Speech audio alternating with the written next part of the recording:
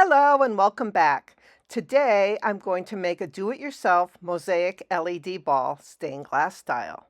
So I started off with these Chinese paper lanterns, and I took the paper off one half and then I went over the wire with copper foil.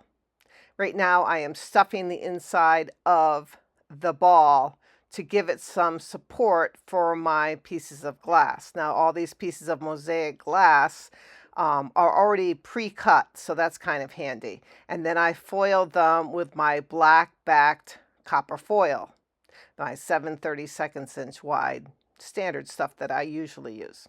Okay, now I have a bunch of squares and I have rectangles and I have I have all different shapes. So what I'm doing is I'm making a pattern going around my ball. Right now I am just soldering them in, just kind of tacking them in place, and then I will go over the seams afterwards. Now, unfortunately, the paper on the inside did not keep it a perfect circle, so it's a little bit wobbly, which is kind of why I called it a swirl as opposed to just a ball, but it's still fun. And you can come up with different patterns. So I started with a row of squares and then a row of these diamond shapes, and I just kept going around and around with different shapes. So here is a darker one.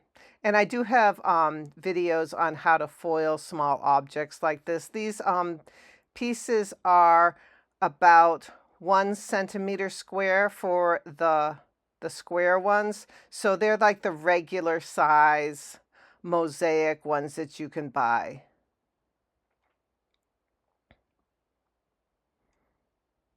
The tweezers I'm using are silicone tipped, which is really handy because then your solder doesn't stick to them and they don't heat up.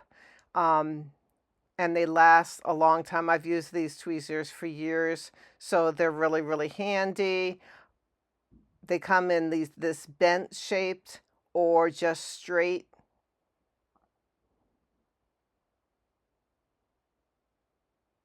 So as you can see, I'm just tacking it in place. I'm not being overly picky if it fits together perfectly, because like most of my 3D projects, it's not a perfect seams. They're going to go at angles slightly, as you can see, as they go around the circle. The mosaic pieces don't meet perfectly, so you're going to have bigger seams in some places than others.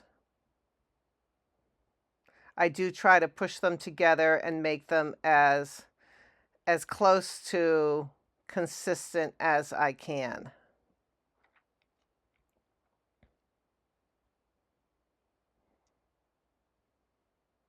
And because it's fabric, yeah, it's not going to be a perfect circle. But the fun thing is that because it's a fabric on the inside, you can use the fabric and push it out when you need to, or dent it in so that you can make the mosaic pieces pretty smooth, and you don't have to keep worrying about putting more stuffing inside of it to keep it smooth. And I just used an old piece of sheet, actually, that I ripped in pieces. So it's a cotton sheet. It could be anything. You just don't, I wouldn't use something like a nylon fabric because you don't want it to melt really quickly. And obviously you don't want anything to catch on fire, but you don't want whatever you put on the inside to hold your armature steady. You don't want it to melt.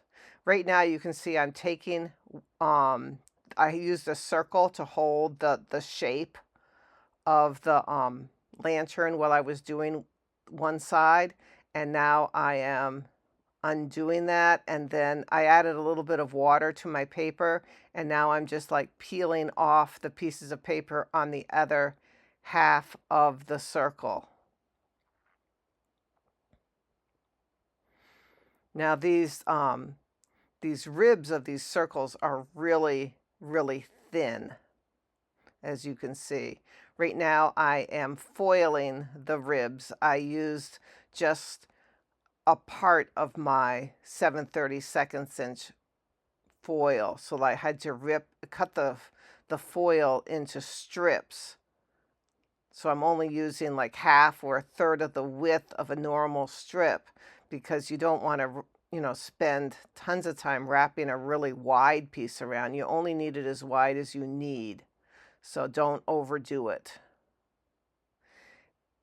Now I didn't need to attach another hoop to make it round, because the half that I already did will help hold that shape, and putting fabric on the inside. Between that and the fact that I did half of it and the fact that there's all these coils, it's going to be pretty round, and I'm going to be able to work with that. I am trying to continue the same design that I did on the other half, but because it's a swirl, at some point it's going to meet the other side of the swirl, and they're not going to be the same. So it's going to be a little bit uneven at times. So if you did a whole bunch of squares, once the squares start overlapping with the other bunch of squares and you want to have a new design, you're going to have to stop the squares and turn it into something else. So like right now I have the diamond shaped hitting the squares right there while I was working. I mean, yeah, you could do like the whole thing in the same shape. You could do like the whole thing in diamonds or the whole thing in squares. That would be kind of fun. But that's not what I did. It does take a large amount of these mosaic pieces to do one of these projects. So I would suggest foiling up a whole pile of parts before you start soldering, so you don't get discouraged and have to go back and start foiling again. But that's up to you.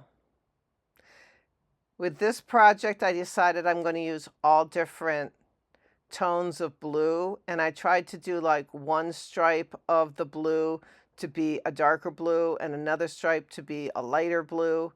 So it's really up to you. You could do the whole thing in all different colors if you wanted to.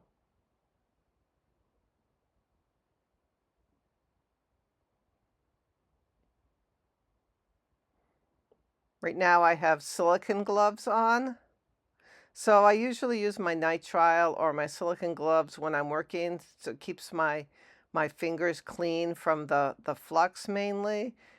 And the silicone gloves are really handy because they help dissipate the heat. So if you happen to get a little bit of, if you're holding it a little bit close, because you can see right there, I'm holding the wire pretty close to where I'm soldering, it's going to heat up the wire really, really fast. So if you're not wearing any glove at all, it could be very uncomfortable when the heat kind of travels up the wire. So you have to really be careful of that.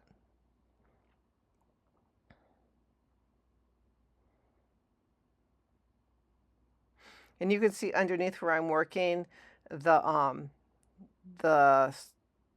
swirls got really close, so I'm going to have to cut some pieces of glass to fit in where the big pieces just won't fit.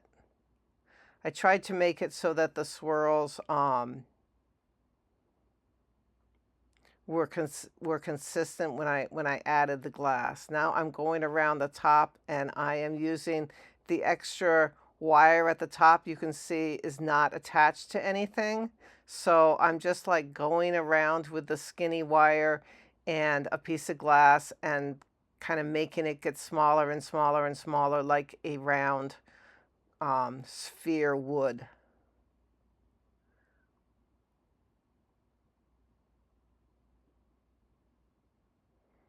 And I cut that top off because it was just, I had just too much wire there. And then I added glass to the top to make the top complete. I put a bunch of flux on the whole thing, and now I am pretty much floating solder onto the seams. I don't want to heat up the seams too much because I don't want the parts to pop out of the project, which I don't have as much of a problem with popping out as I do when I have pieces of glass that I have foiled with very thin pieces of foil. Because these pieces of foil wrapped around the glass mosaic, they did help support the glass. Now I've taken my paper out and that's what it looks like. And those shapes at the top to hang it, those are actually plastic, the top of the lantern that I bought. So I put foil on the top and the bottom of the little loops around the top. Yeah, see, I'm adding a little piece for that shape. And the foil will help make it so that when I add solder to the plastic top ring, that it won't melt the plastic that's underneath the foil. But I still don't want to heat that up too much. But those were just too nice a shape to get rid of, because I'm going to use that to hang it up, which is kind of handy. Or you could just put a hoop there, like a metal macrame hoop, and then add your own little jump rings to it to be able to hang it up. So I have a bunch of these pieces that I have made that are smaller, so I cut my mosaic tiles into smaller pieces, and I have foiled a bunch of smaller ones, and then I'm just trying to see which ones I can possibly use to fill the spots that I need to fill. On the inside, there sometimes needs to be some support to help hold stuff together. Also, you might have some globs of solder that fell through when you were soldering that needs to be removed, because you don't want a big glob of solder on the back of a glass piece, because then when you light it up, you're going to see that glob of solder. So you want to make sure that those are gone. And you don't usually need to put flux on the inside of a project, because if solder got in there, flux did too. So it's probably fine to just use your gun and your iron, and just heat it up.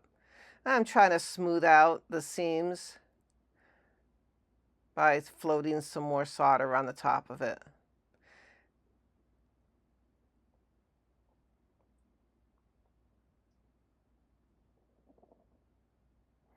And touch it up on the inside. Make sure it looks pretty good.